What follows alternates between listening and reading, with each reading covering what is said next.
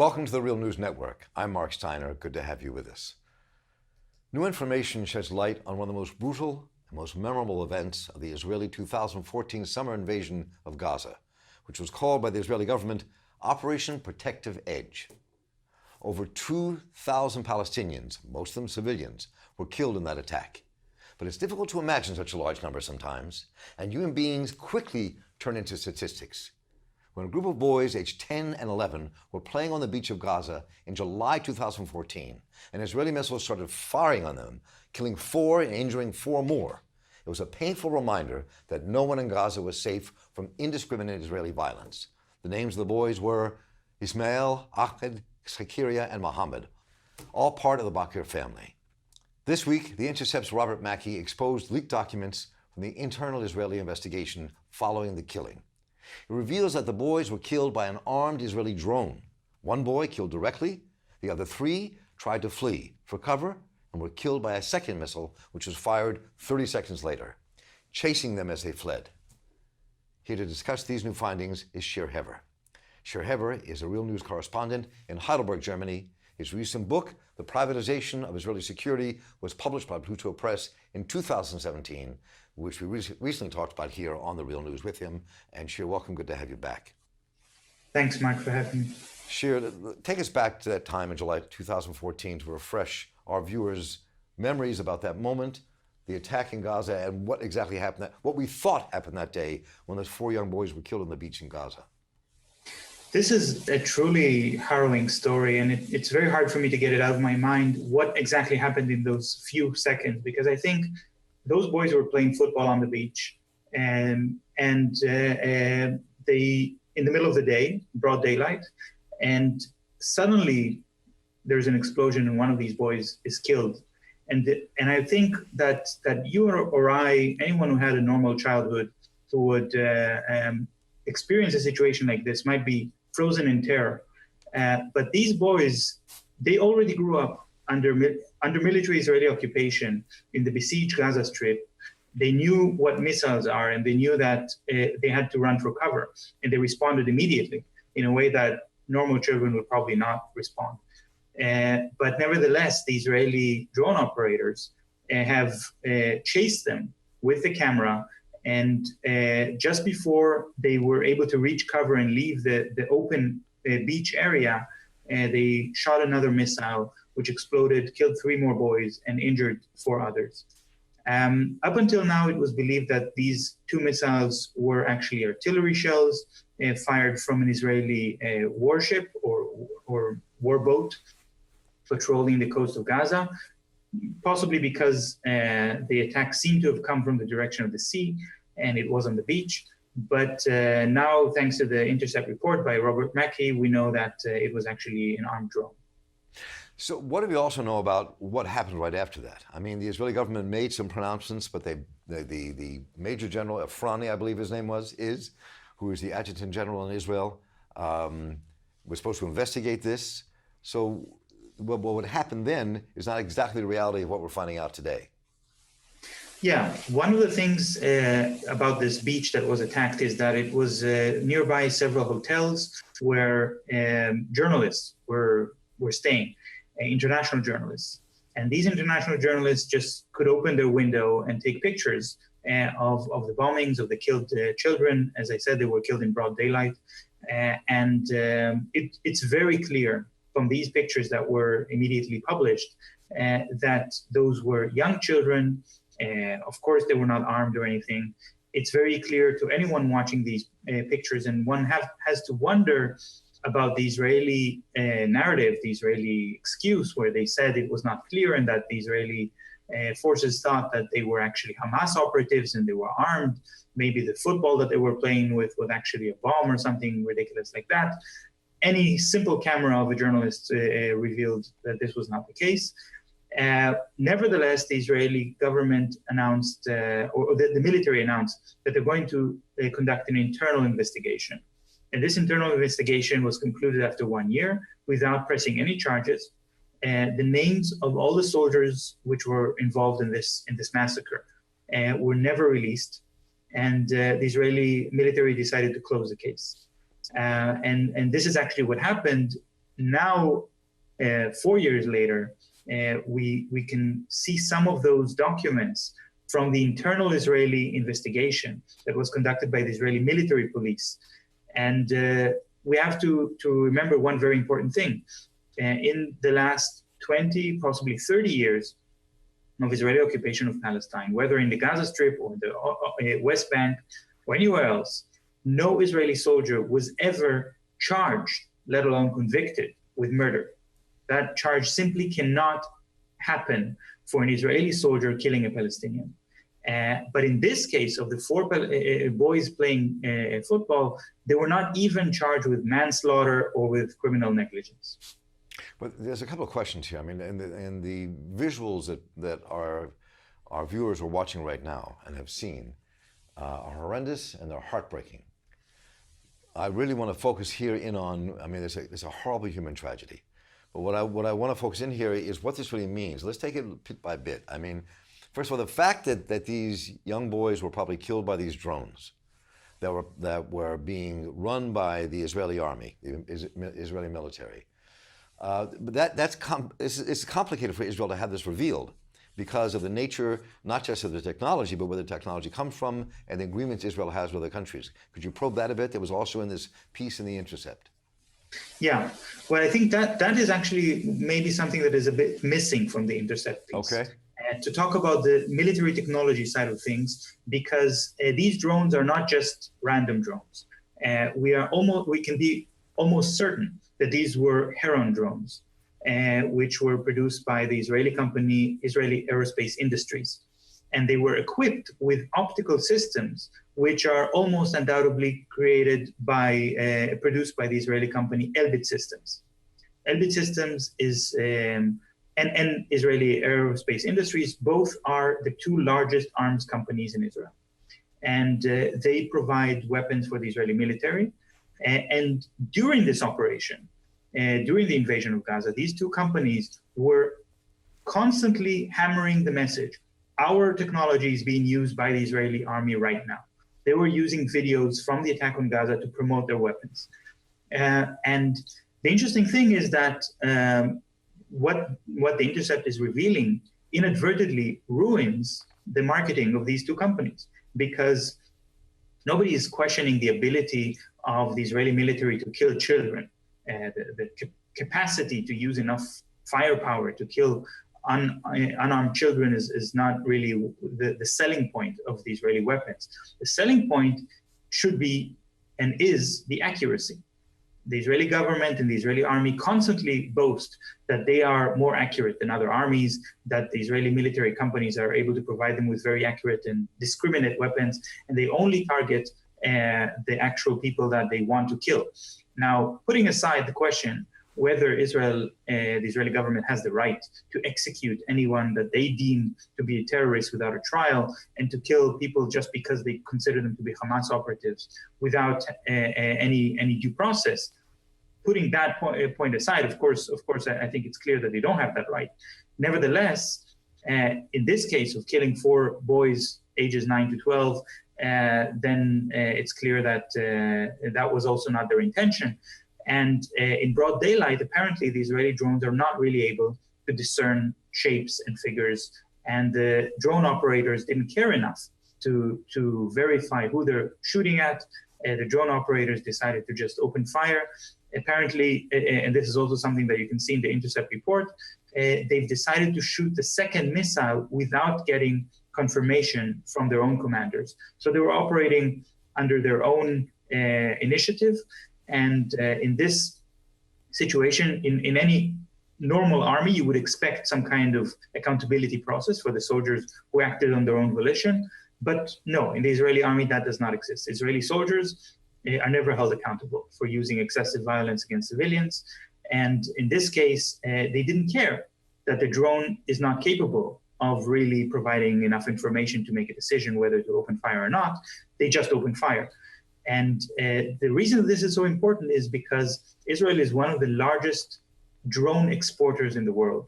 Both of these companies, Israeli Aerospace Industries and Elbit Systems, sell these drones all over the world. They sell them to countries like Germany, like the United States, Canada, Brazil, Poland, and many more.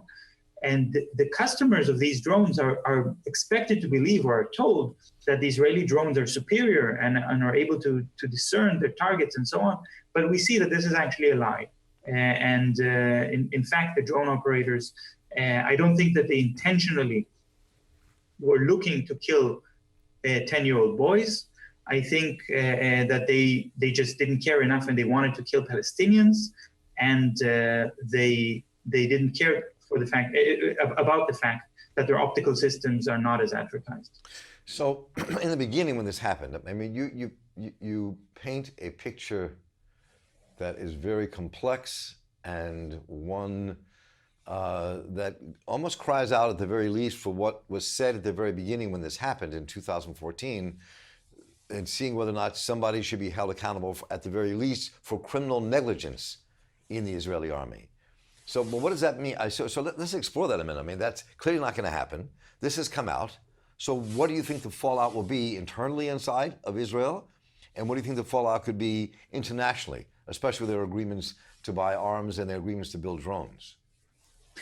Well, there is a legal issue here. And the legal issue is about the jurisdiction of the International Criminal Court in The Hague, which operates according to the Rome Convention. And the Palestinian state has signed the Rome Convention, which means that the Gaza Strip falls under the jurisdiction. Israel didn't. The state of Israel did not sign this convention, but it doesn't matter when Israeli soldiers are killing Palestinians in Palestine or in the area that is recognized as part of the state of Palestine, such as the Gaza Strip. So this means the International Criminal Court is not able to just start investigation whenever they want. As a requirement, the accused part, or in this the suspect, in this case the state of Israel, has to refuse to conduct its own investigation. If there is an internal investigation process, the International Criminal Court does not have jurisdiction. And in the Israeli invasion of 2008-2009, in the winter, which was known as Cast Lead, and 1,400 Palestinians were killed by the Israeli military, the Israeli military said, we see no reason to conduct an investigation. There will not be an investigation. And because of that, the Human Rights Commission of the United Nations decided to conduct their own investigation. Back then, by the way, the Palestinians were still not signed to the Rome Convention. So this was the initiative of the Human Rights Commission of the UN.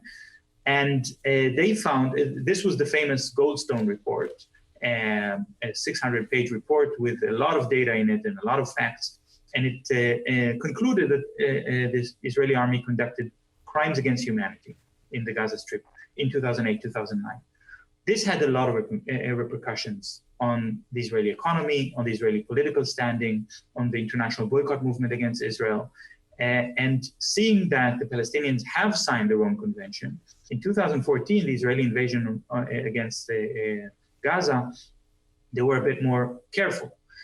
They killed more Palestinians in the end. They killed over 2,000. But they then said, we are going to conduct an investigation, an internal investigation, in order to see, to show that no crimes have been committed, and soldiers that have acted not according to their orders would be held accountable and would be prosecuted.